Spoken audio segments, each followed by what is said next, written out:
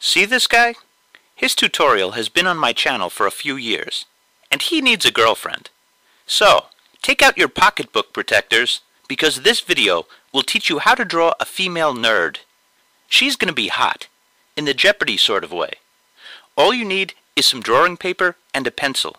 Just listen to my steps, and I will guide you through the process. Step 1. Draw the shape for the skirt. Step 2. Draw the shapes for the upper legs. For steps 3 and 4, do the boots, because boots are in year-round at Harvard. Step 5. Make the trapezoid shape above the skirt. Step 6. Make half of the sweater shape.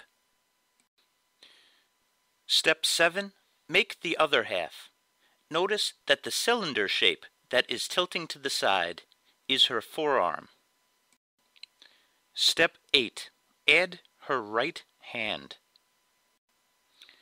Step 9. Add her left hand.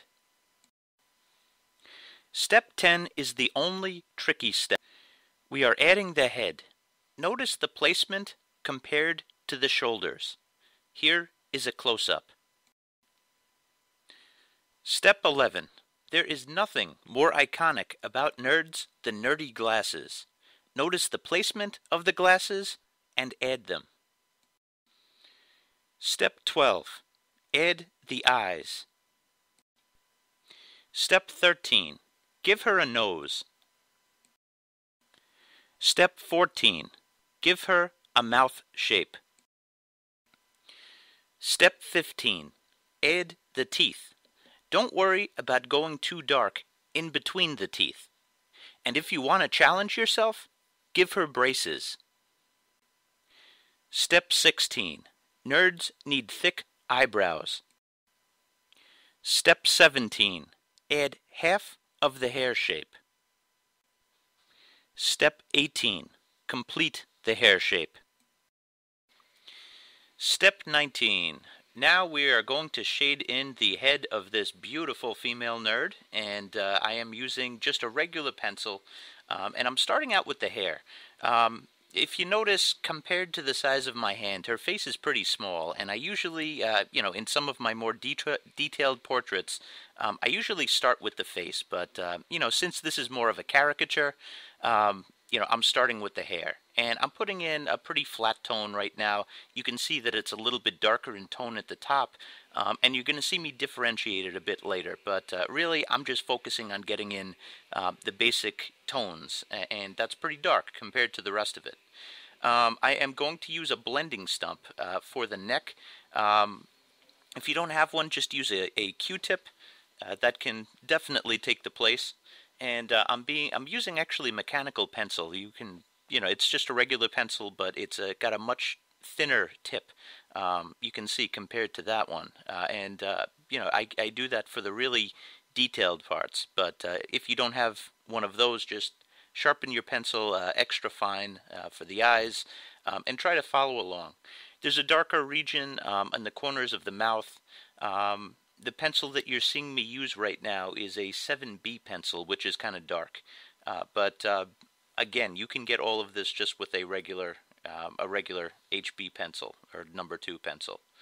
But really, there's not too much shading to be done on the face. If you're a beginner, this is a good portrait for you to start off with. Really not a portrait, really it's a caricature. But, this is a good place for you to start off with.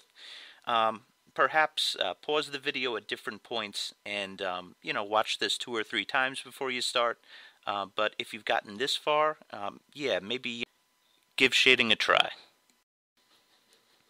For step 20, you're going to see me shade the clothing. Take a look at the reference image. It's a pretty dark image, and I'm just doing some cross-hatching to fill in the space there. And I'm going to round the edges. Notice that the area in between the arm and the body, with the arm that's straight down, that gets pretty dark. And there's a highlight, somewhat of a highlight around it. I'm going to use my eraser a little bit, and also the paintbrush to smooth it out. Eraser to kind of highlight it a little bit. The blouse is dark, So I just keep that very simple. I'm doing the same thing on the other side, rounding the cylinder shape using the paintbrush. The hands, I'm going to keep ridiculously simple. I'm using the blending stump, just kind of like filling in the space there. Use a Q-tip if you have one. Same thing with the other hand. I'm just kind of separating the lines in between the hands. And that is pretty much that. Step 21, we are going to do the lower body, and we are just doing essentially the same thing that we did in the previous step. I used the eraser to carve out a highlight for the belt there, and using the eraser, using the pencil, moving stuff around. I want it to be a little bit lighter on the left-hand side than the right-hand side.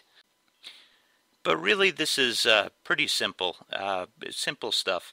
I'm using, I saw Mark Crilly do this. I'm using a black colored pencil to outline a little bit, but really to get a silhouette of the folds in the clothing. Don't have to do that.